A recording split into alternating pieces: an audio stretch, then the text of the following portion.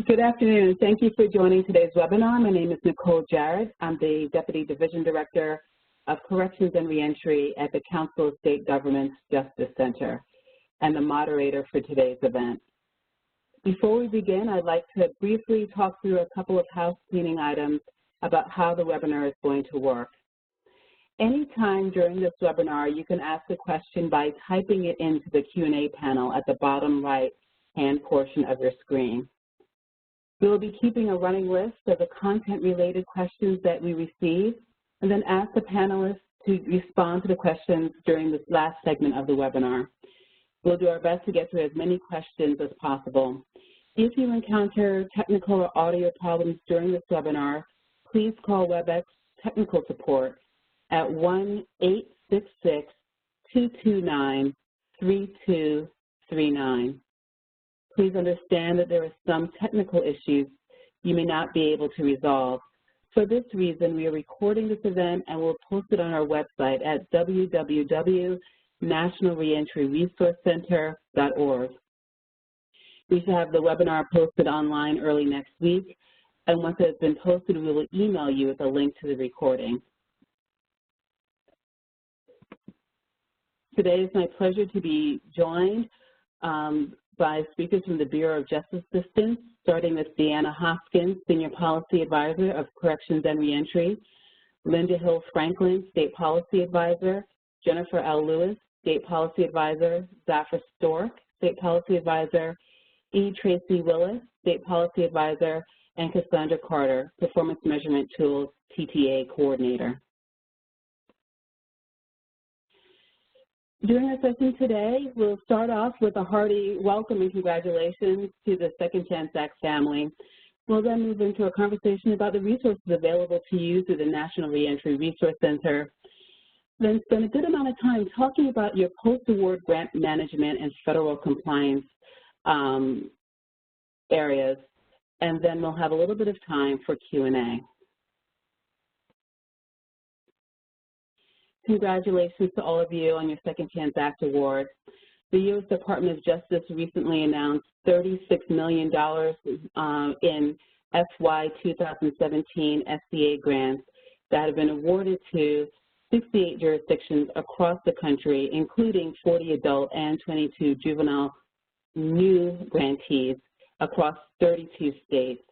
These jurisdictions join 168 other SBA grantees, active SBA grantees, that continue to innovate and demonstrate the effectiveness of reentry initiatives.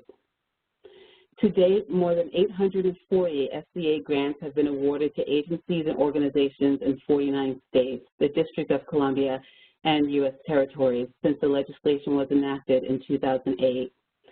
SBA grants fund a wide range of programs and services, including employment assistance and technology career training, reentry programs for adults and juveniles who have mental health and substance use disorders, adult mentoring and transitional services, and system-level changes aimed at increasing positive outcomes for youth on community supervision and those returning from confinement. New in FY 2017 is a comprehensive community-based adult reentry program, formerly known as the Mentoring Grant Program.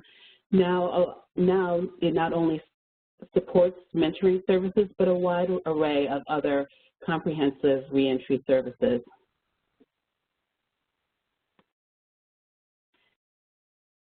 The Office of Juvenile Justice and Delinquency Prevention oversees programs that serve youth, including those serving young fathers and young mothers.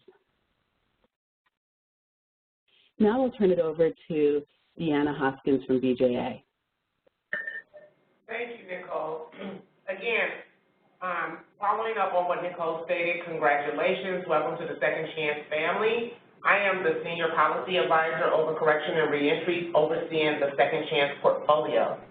Kind of just want to go over what BJA's mission is and the expectations of being a grantee with Second Chance Act portfolio funding.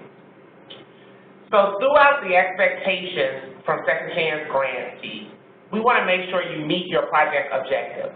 What are the identified objectives of the grant that you propose to do, and our goal is to make sure you're successful at meeting those. We want to make sure you use validated risk and needs assessment instruments and the most appropriate evidence-based practices and interventions to serve your target population. Again, using those assessment instruments to identify the population you named inside your grant proposal. We want to make sure and expect for you to track your progress and complete a project evaluation. This means gathering the information about the progress of your program, the clients you are seeing, but also one of the big highlights I want to focus on here is making sure you're collecting your recidivism data. Everyone who's been awarded a grant identifies that they have a partnership to collect that data so that we can determine if the project has the impact to reduce recidivism as stated in the proposal. Another expectation is that you communicate regularly with your TA provider, and your TA provider is through the National Reentry Resource Center, and seek help when needed. Again, making sure you meet regularly with your TA provider and seek their assistance as needed. One of the things you can expect is ongoing and timely support. Your ongoing support will come from the National Reentry Resource Center, your TA provider, and also as your program, BJA program and policy staff. We are here to assist, but again, working with your TA providers and the National Reentry Resource Center, and if you cannot get what you need, then working with your program and policy staff. Again, welcome to the Second Chance family. Congratulations, and I'm looking forward to meeting you all. Great, thank you, Deanna. So a little bit more about the National Reentry Resource Center, which is funded and administered by the U.S. Department of Justice's Bureau of Justice Assistance. The National Reentry Resource Center is the nation's premier resource for information and guidance in reentry. And this is a snapshot of the Resources Center's homepage. We're constantly adding new content and resources to our website, and we send out monthly newsletters that provides information about the latest research, funding opportunities, distance learning events, and other news about reentry. The NRRC develops resources and tools that assist jurisdictions in implementing evidence-based, data-driven strategies to reduce recidivism and increase public safety. We routinely host webinars, and we serve as a clearinghouse for other information in the field. So you'll hear about announcements, other funding opportunities, other webinars from other organizations as well. One of the things that really excites us about the NRRC website is that it also houses a lot of information about strategies and innovative work employed by the Second Chance Act grantees. So you can learn more about how your colleagues, currently and former, who have already had an SCA grant and the things that they've been able to do with this support. You can also learn about other reentry initiatives near you by searching the National Criminal Initiatives map. Also, you can find that through the NRRC. As already mentioned, you should already have received contacts through your TA provider on the NRRC. And the role of the NRRC TA provider is to provide support through monthly calls. Many of you will receive a site visit over the course of your grant program. We host in-person trainings, and we also host distance learning events. We connect you to subject matter experts as the need arises, recommend publications and online resources to help further your project objectives, host peer learning communities and content areas, which can be areas in which multiple grantees or have questions about the same topic, share evidence-based practices and promising approaches and strategies to overcome implementation barriers, and highlight and share innovative work being done by other grantees. And we work very closely with BJA to promote grant management and reporting requirements. It's very important to us that you feel like there is no wrong door. So if you ever have a question, you never need to be worried about whether or not you're asking the wrong person. We're happy to direct you to the right person. Very shortly, over the next couple of weeks, we'll be hosting our grant program-specific webinars. During those webinars, we'll be reviewing program-specific expectations. We'll also be sharing successful strategies that other grantees have used within your particular grant program, and discuss the planning and implementation guide that is a real helpful resource tool during the first 6 months to a year planning of your grant program. Below is a timeline of dates for your grant-specific program. If you are not aware of, if you have not received the registration information for your webinar, please reach out to your TA provider. And now I will turn it over to Zafra Stewart. Zafra? Yes, good afternoon. I'd like to welcome you all on behalf of the BJA State Policy Advisors and the BJA program.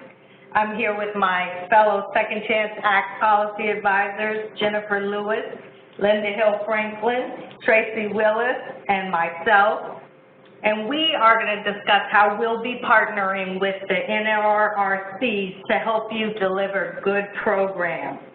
And what we'll be talking about is building a solid foundation for effective programs where you will have the resources, procedures, tools to track and administer award funds to ensure accuracy and compliance, and that you provide us with information that is verifiable. One thing we'll be talking about today, we're going to give you a general overview of some very detailed administrative tools and information, and also let you know resources where you can go to get additional information. We'll be covering special conditions, reporting, financial information, unallowable costs, procurements and subawards, subrecipient monitoring, federal reporting requirements, grant adjustment notices, also known as GANs, grant monitoring compliance, and additional information and sources of resources to help you administer your award. So special conditions are the terms and conditions of your award. All awards do include standard special conditions, but some special conditions are program specific to Second Chance Act. And when we're reviewing awards, often we may find information was lacking or not providing the detail needed, so you have a special condition added to your award. It's really important. One of the main things you should do in the very beginning is become familiar with these special conditions and talk to your state policy advisor if you don't understand them, and know that we will refer to them often as they are the conditions and terms related to your award. Next. On this slide, you'll see what in your award documents, how your special conditions are listed. And you would have read them and initialed them when you sent them back to accept your award. Some other examples of special conditions include the standard special conditions dealing with compliance with our DOJ financial guide, the use of grant funds, audit requirements, Anti-Lobbying Act, civil rights, the Equal Employment Opportunity Plan, reporting potential fraud, waste, and abuse. As I mentioned earlier, there are program-specific special conditions related to your deliverables. Some Second Chance Act awards include special conditions requiring the submission of a final analysis and evaluation report done in conjunction with your research partner. And this report must be submitted before you can close out your award. All awards do contain special conditions that require compliance with data collection and reporting as detailed in the solicitation and your award documents. This goes back to some of the information that Deanna was speaking on earlier. It's important that you know that you're required to report and collect data. Additional withholding special conditions are the ones that I spoke about earlier, as well as when you submit overdue or don't submit reports, and you require budget approval that hasn't been completed, there will be a withholding special condition that limits drawdowns in funds. Most of your awards also have a planning period built in.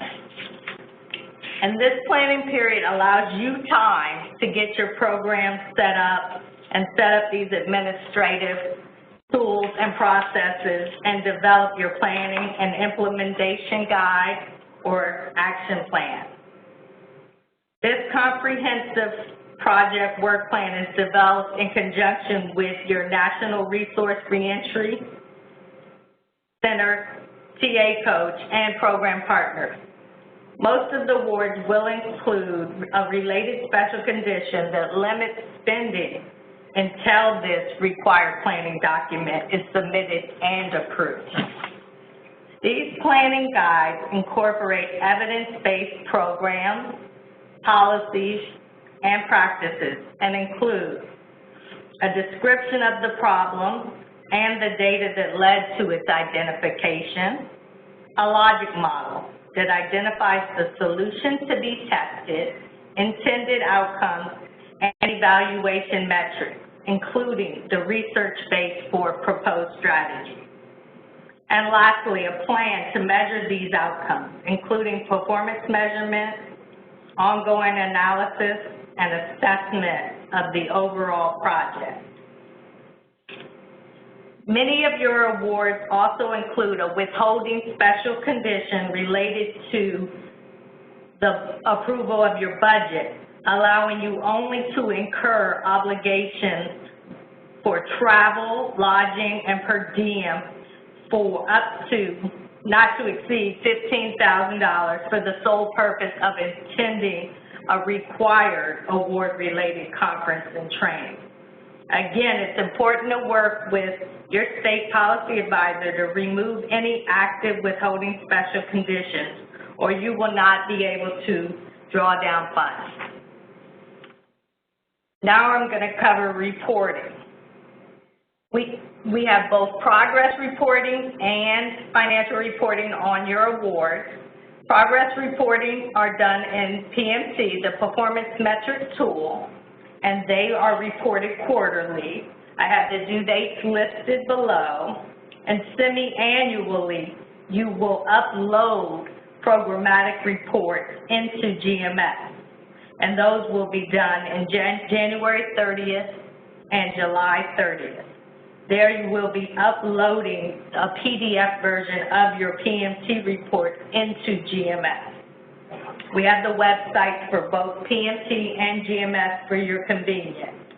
Please note that GMS automatically freezes grant funds for delinquent reports. It is important to submit reports on time. Late reports also influence how your award is assessed in terms of risk by OJP. Court and criminal involvement data reporting. Grantees are required to track unique identifiers for participants related to court and criminal involvement. Your recidivism data. During the period of 1 year after release, the chief executives from your organization are required to sign and submit an assurance that all participants' recidivism indicator data will be collected and submitted. Your program and evaluation must incorporate these requirements. Court and criminal involvement data must be collected throughout the award period, but are only reported on your final PMT report. You must report quantitative, verifiable data on the following performance measures: arrested and booked on new charge, conviction for a new charge, revocation of the terms of supervised release, and re-incarceration. In GMS, you will report on financial status of your award as well through the federal financial report. The reporting periods are as follows. You will do that quarterly. I have listed below the reporting period and the due date. These are submitted in GMS. If there's no activity, you are still required to report, and you would report in and enter a 0. Included below is the financial report customer service phone number, where you can call when you have any questions about submitting your report. And it's important to know the phone numbers and the resources so that you can get the help you need in a timely manner. Some important things to remember when submitting your SF-425 or financial report are to report on actual funds obligated and or expended, not your drawdown amount. Report from the recipient level. Report the correct match requirement. Many of your awards have a match requirement, and it's important to understand that match is seen as federal funds, and it requires the same type of level of reporting and compliance with federal laws and regulations. Report program income as cumulative, not quarterly. Report correct and direct cost rate and or base supplied by your cognizant federal agency. Report correct and direct cost rate by type, whether it's provisional, final, or fixed, and report every quarter regardless of whether or not expenses were incurred. Now I will be passing on the presentation to my colleague Jennifer Lewis, who will be talking about finance and procurement. Thanks, Alpha. I'm going to start off with talking about the financial information. Recipients agreed to read and comply with the financial administrative requirements set forth in the current edition of the DOJ Grants Financial Guide. To be allowable under federal awards, costs must be reasonable, allocable, and necessary to the project.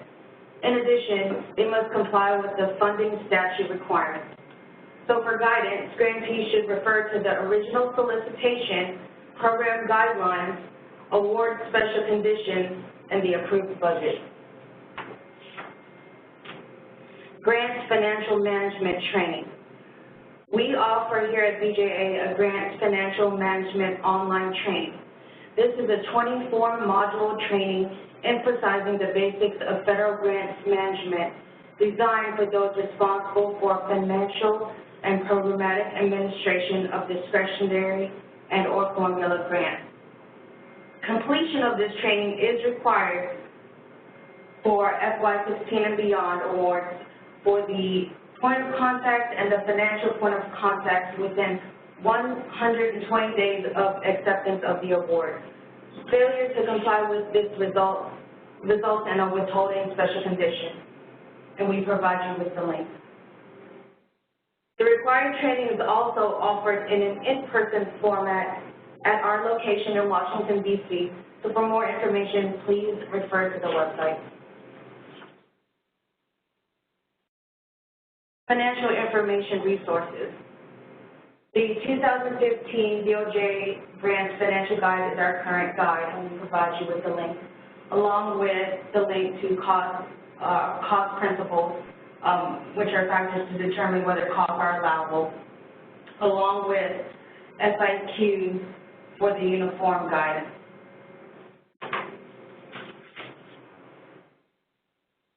Unallowable costs. These are the unallowable costs set forth in your grant award.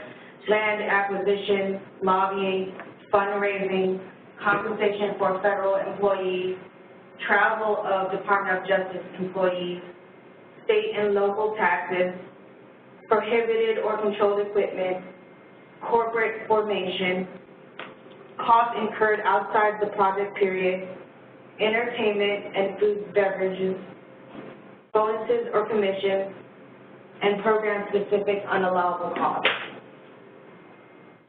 In addition to the unallowable costs identified in the 2015 DOJ Grants Financial Guide, unallowable costs specifically towards the Second Chance Act may not be used for prizes, rewards, entertainment, trinkets, or any type of monetary incentive, client stipends, gift cards, vehicles, and costs that do not support the approved program activity.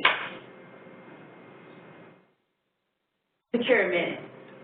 As a recipient or subrecipient, you must conduct all procurement transactions in a manner providing full and open competition consistent with the procurement standards of the uniform guidance. This requirement holds whether procurement transactions are negotiated or competitively bid and without regard to dollar value. The proper determination of whether an action is a subaward or procurement contract is critical, as significantly different requirements and or rules apply to subawards and procurement contracts. For example, requirements for subawards include an in-depth subrecipient monitoring, while procurement contracts over $150,000 require sole source justification. The substance of the relationship should be given greater consideration than the form of agreement between the prime recipient and the outside entity. So if you delegate program activities to another entity, that delegation will generally be considered a subaward. On the other hand, if you purchase or procure goods or services from another entity, that activity will be generally considered a contract entity. So for additional guidance on subawards contracts, please review the subaward contract toolkit and checklist and sole source justification fact sheet in the links below. And now I'll hand it off to my colleague Tracy, who will discuss subrecipient monitoring and GAN. Hello, everyone, and again, I want to reiterate what my colleagues have said before me. Congratulations and welcome to the Second Chance Act family. I will be covering monitoring subrecipients and GAN. The recipient must require a subrecipient to comply with all applicable special conditions and restrictions included in the OJP award, including all pass-through requirements.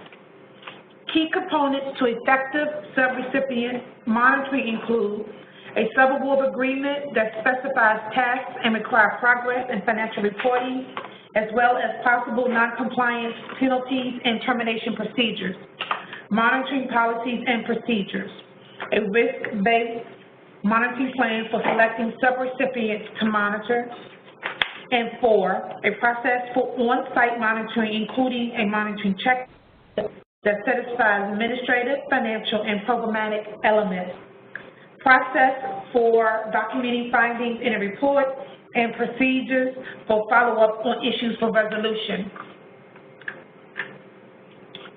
For FADA reporting, end of the month following subaward.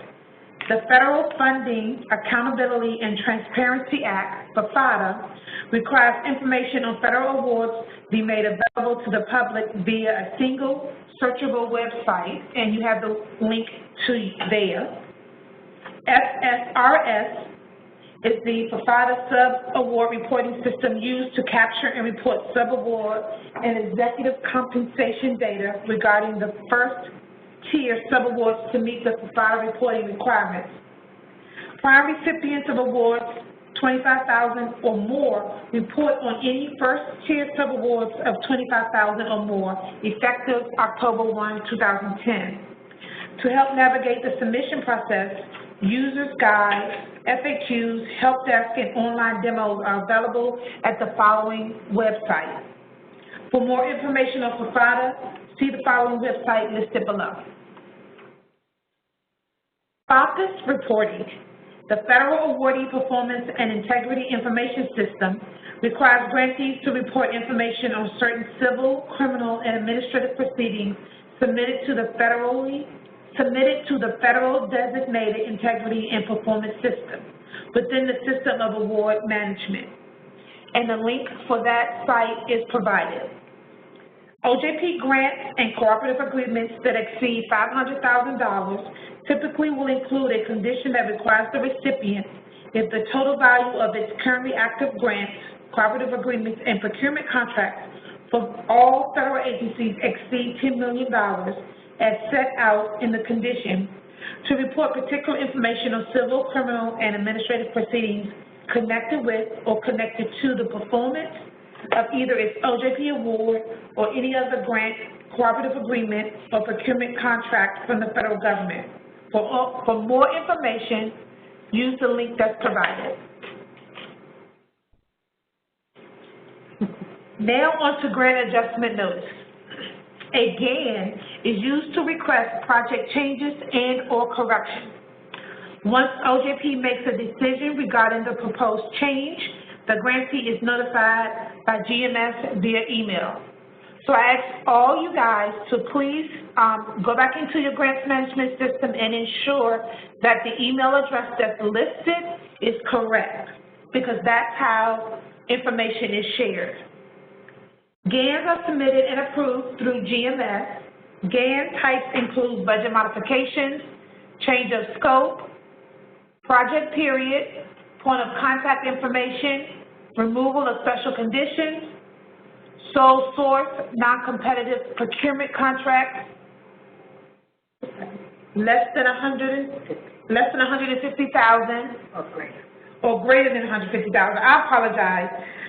Costs requiring prior approval, consulting rates greater than $650 per day. GANs will not be approved if the grantee is delinquent on financial or programmatic reporting. So again, please make sure that you are current in all of your reporting. The freezing of funds is an automatic action.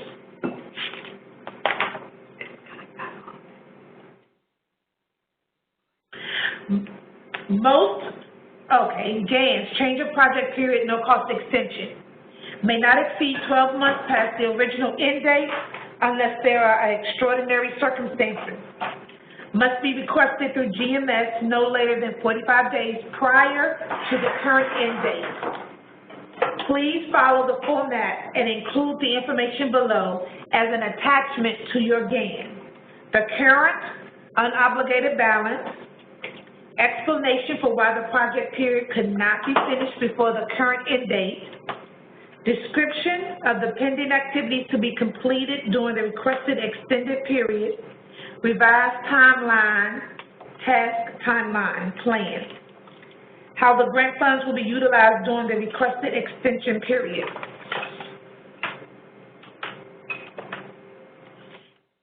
Change of scope GAN. Prior approval is needed when changes include altering programmatic activities, affecting the purpose of the project, changing the project site, changing target populations, changing the subgrantee/contract. Work with your TA coach for assistance prior to submitting a scope change GAN.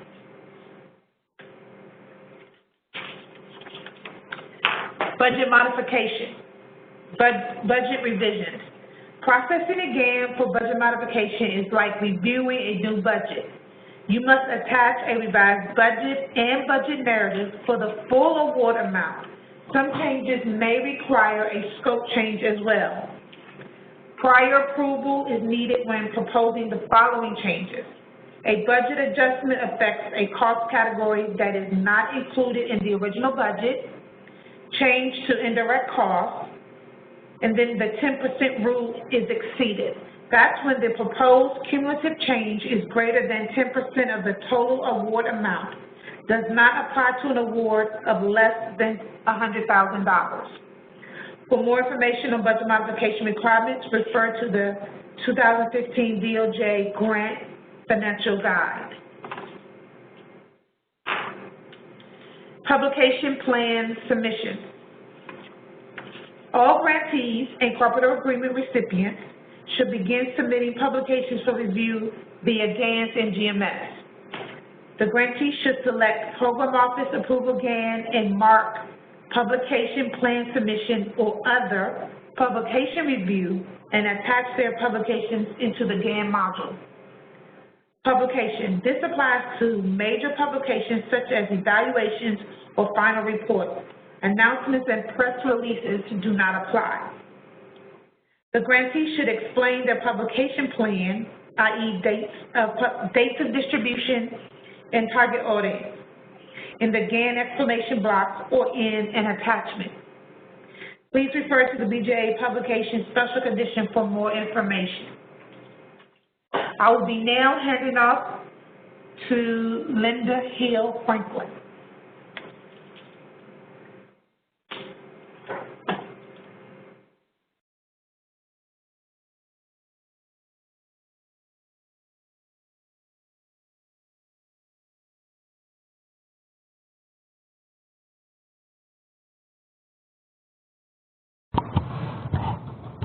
Hi, Linda. I think you might be muted on your end because we're not able to hear you. Oh, okay. Wonderful. We can hear you now. Okay.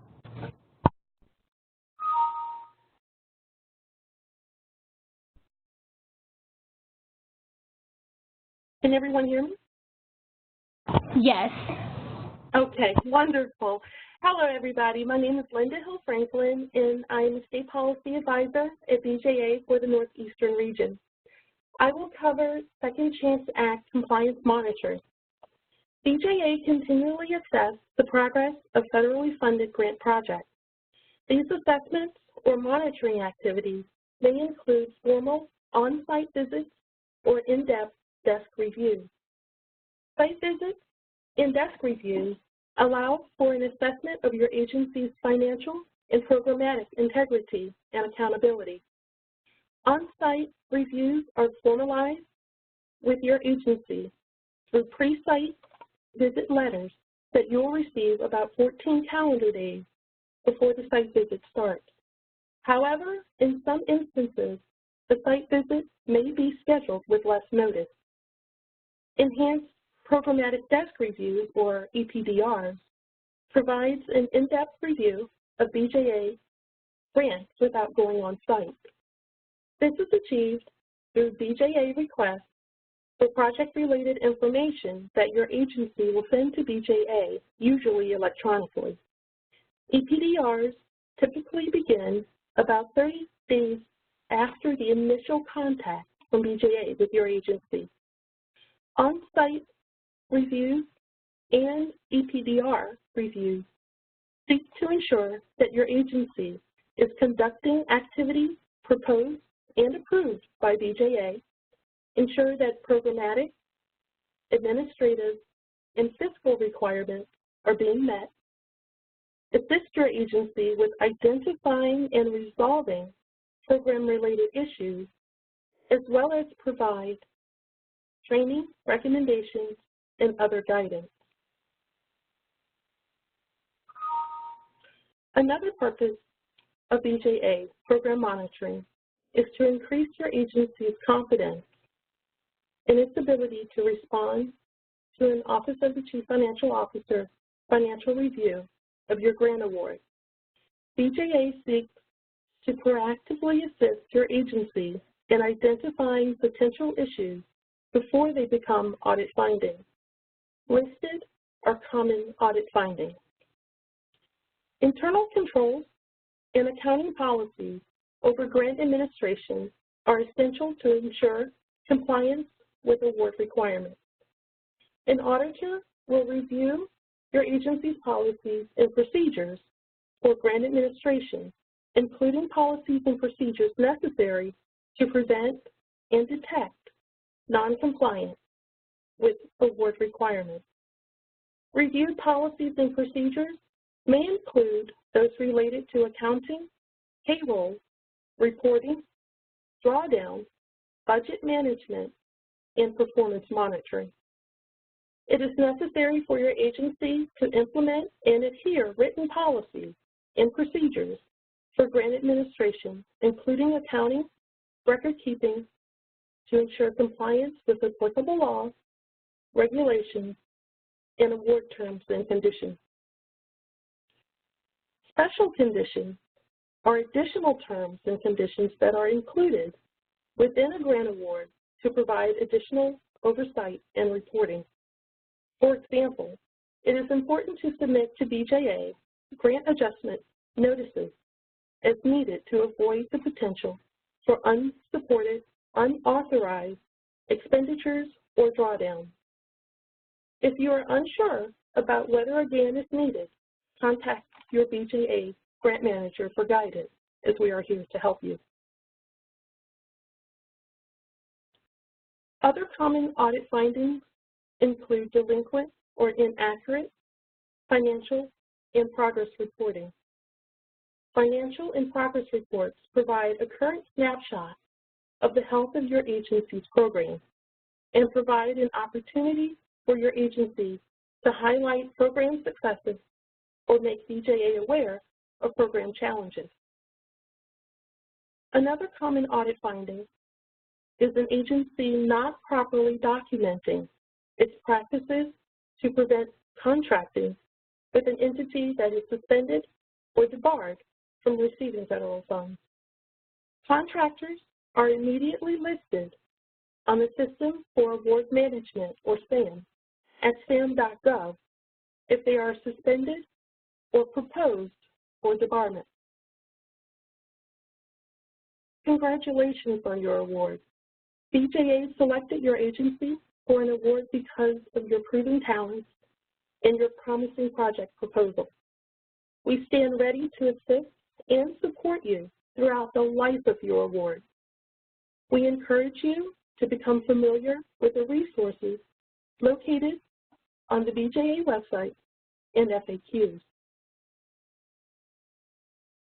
We encourage you to review the 5 online training modules included in the BJA Grant Writing and Management Academy, as well as materials made available through OJP, GMS, and PMT websites.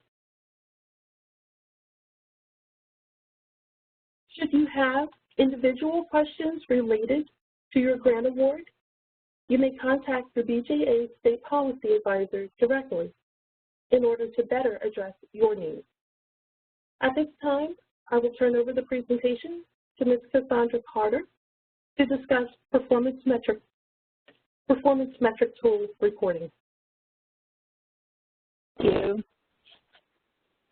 So today I will discuss performance management at BJA and specifically the performance measurement tool. I'll just give you a brief overview of why we have performance measures, go over some important deadline reporting requirement dates, and also where you can go to for further support. So overall, we're moving towards performance management via performance measures, just to be able to identify the successes and potential areas for program improvement, such as what can we improve on, what are grantees not understanding, or how can we change our questions to better extract the information that we want to. So through this process of performance management, it allows us to track activity and progress and make further informed decisions. So performance measurement is an ongoing data collection process to determine if a program is implementing the activities and achieving the objectives. It measures inputs, outputs, and outcomes over the course of time, and it's an ongoing monitor and reporting of programs' accomplishments and progress toward the goals.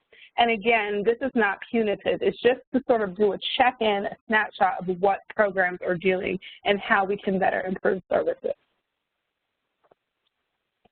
And this is just a quick slide to show you all of the wonderful products that we're able to create and design with this input that you put into the system. And you can just see there's the GMS report itself, dashboards which are in progress, the GFR, mini grant stat, and grant stat. I'm not going to go over this because I know you're receiving a lot of wonderful information today and I don't want to overwhelm you. So what you see here is the PMT reporting schedule, and this is just to show you that every quarter you are expected to report for a 3-month period of activity referred to as a reporting period. Grantees have 30 days after the close of a reporting period to enter data into the PMT. After data entry is completed, you'll be prompted by the PMT to create a report of this information. It is important that you submit your data into GMS in January and July of each calendar year. And this slide just shows you a quick glimpse of what the system looks like. You'll receive a notification letting you know how to follow steps to log in.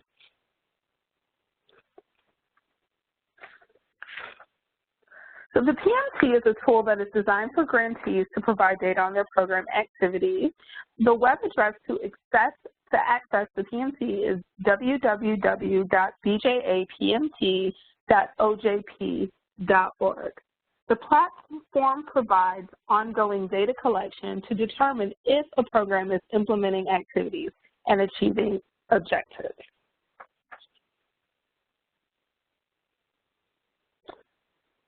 So we use certain terms quarterly, semi-annually, and closeout, and those are the three important terms that as grantees you'll need to become familiar with and understand. But again, you'll receive notifications when the reporting period is getting ready to open and when you're required to report and the dates that the system will close on.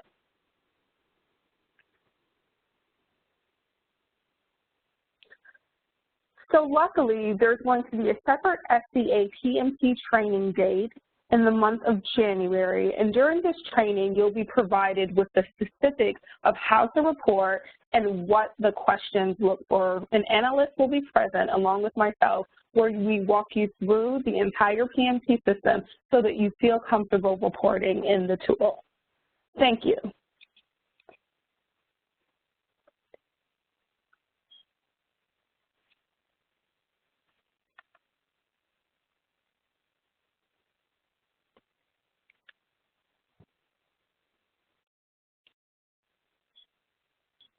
Well, thank you. This concludes today's webinar. I'd like to thank our guests from BJA, and I know there was a lot of information, and I will repeat that we will have a recording available on our website, the National Reentry Resource Center, as well as the slides that you can download and view and take a closer look at all the information that was shared earlier. When you exit the webinar, a brief survey will appear on the screen, and by answering the questions in the survey, you'll be helping the Resource Center improve the services that we offer. We'd greatly appreciate it if you take a few minutes to complete the survey. And thank you again, and we look forward to working with you. Take care, and happy holidays.